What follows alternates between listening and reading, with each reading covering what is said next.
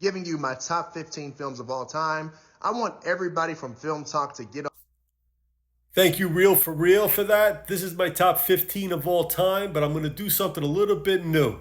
I'm not going to do the typical stuff that's on everybody's list, the Goodfellas, the Godfathers, the 2001 Space Odysseys. I'm going to do the top 15 that are all under the radar somewhat. So they're great films I enjoy, that give me a cinematic high, and they could be on any kind of list, top 100, top anything, and they would be respected on that list. But for some reason, they're just not on anybody's list of the top 100 or top 50 or whatever. But this is my list of top 15 films that are just underneath these other lists, but could find a spot on any of them. Talking about obscure, my number 15 is 29th Street with Danny Aiello, Anthony LaPaglia. This is a true story, based on a true story of the first New York State Lotto winner. And the guy that wrote this, Frank Pesh, is actually in it, plays Anthony LaPaglia's older brother. But he's the first New York State Lotto winner. He was the one that wrote this film. This film is a father-son dynamic. It's about a father who's just down on his luck all the time, and a son who's always luckier than anybody else in the family, and how they kind of clash. It's a comedy, it's a drama. It takes kind of place in Christmas. Half of it takes place in Christmas, so that's when the lotto's done. So I kind of think of it as a Christmas movie. But I had this on VHS and I got rid of it. I'm upset about that because I cannot find this anywhere else. And if anybody can locate it or find it, let me know. I'm on top of it. Number 14, Get Carter, one of the great crime films, not only of British crime films, but crime films in general.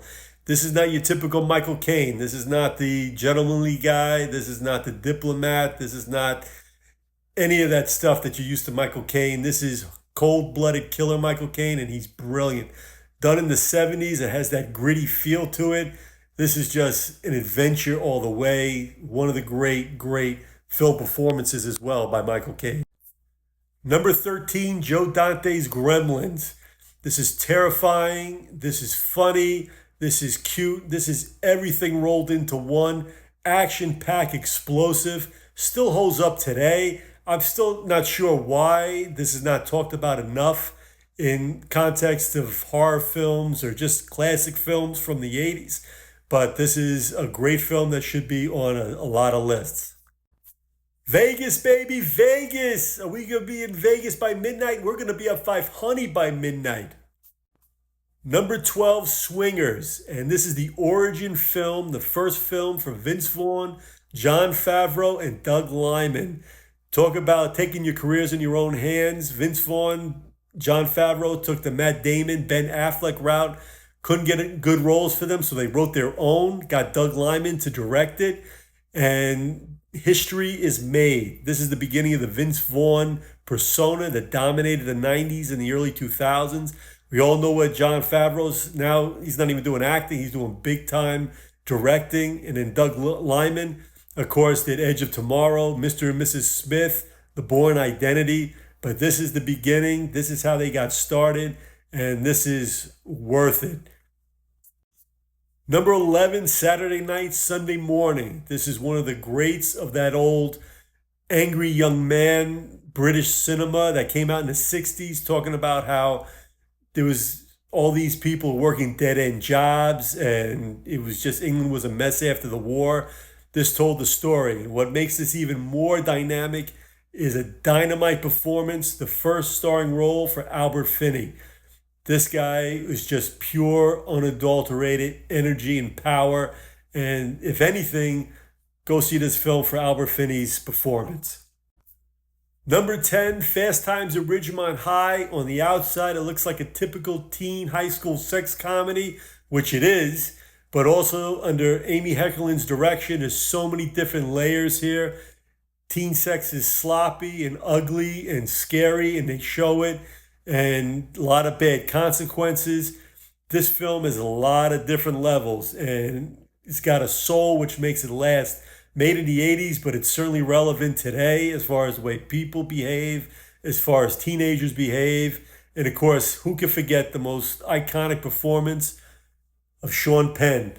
This is what made a name for him and started his whole career as well. Number 9, one of the scariest movies made back in the 60s by Robert Wise. And this is not a jump scare thriller. This is not somebody coming after you with a knife. This is a chilling tale of a haunted house. You don't know what's behind that closed door. You hear noises. You don't know where they're coming from. This is a horror film done by a master, and it's still as relevant today as it was when it was made, and it's still just as scary today as it was back in the old days. Number 8, The Oxbow Incident, directed by William Wellman. This is a story about mob rule and how once it starts getting going, it just destroys everything in its way. This film is as relevant today as it was when it was made, and it takes place in the 1860s when it was probably relevant then too.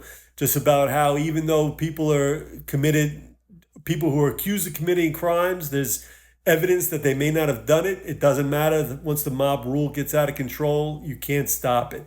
Henry Fonda, great performance by everybody. This is a small, quick film. Definitely worth it. If you haven't seen it, go out, check it out. It packs a punch and it takes up, I think, less than an hour and a half. How can something so raunchy and so funny work?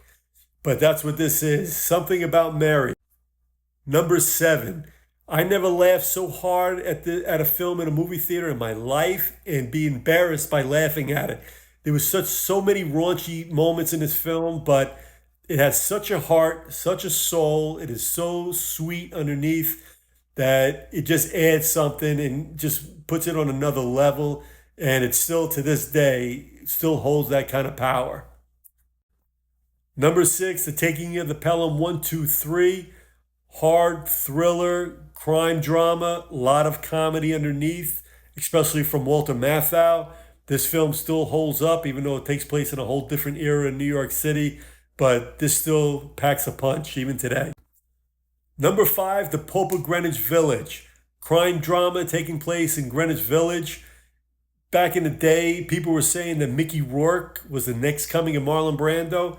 This is the film why. You want to see great acting? Watch this film. Eric Roberts is phenomenal in there, but probably the best performance, and she's only in it for about 5-6 minutes, Geraldine Page. Dynamite performance, got nominated for a Best Supporting Actress. This is a great film. Talking about great films, number 4, Martin Scorsese's Age of Innocence gets lost in the shuffle. All these other films that Martin Scorsese is credited for, but this, I think, is his masterpiece. So many levels in this film. We're so used to Daniel Day-Lewis going crazy and going over the top, but this is such a subtle performance of a guy in a community and in a class where even a strange look at a different woman could knock him down levels and he could lose fortunes. I mean, it's just an incredible performance. You could see him bubbling, the passion's bubbling inside of him, but he can't do anything about it. And Scorsese's direction in this is just phenomenal. It's mesmerizing every time I watch this. Number 3, Carol Reed's The Third Man, probably the best film noir ever of all time. And of course, you got Orson Welles, one of the greatest quotes in cinematic history toward the end. If you don't know it, you have to watch it and wait for it to come. Number 2, Midnight Run. And a little note on Midnight Run. I don't know if anybody remembers the guy that's handcuffed when Dorfler gets the call that Jack Walsh is messing everything up. The guy that's handcuffed there is Frank Pesh, who wrote 29th Street and stars in 29th Street too. I tried to find a picture for you guys to show you, but I couldn't find anything on the internet. And the number 1 film, one of the greatest epics of all time, William Wyler's Ben-Hur. When Lord of the Rings got on the AFI Top 100, it knocked Ben-Hur off, which upset me for weeks. But it's back on the Top 100. It should be in the Top 20. This is one of the great epics of all time with one of the great chariot races. Cinematic history.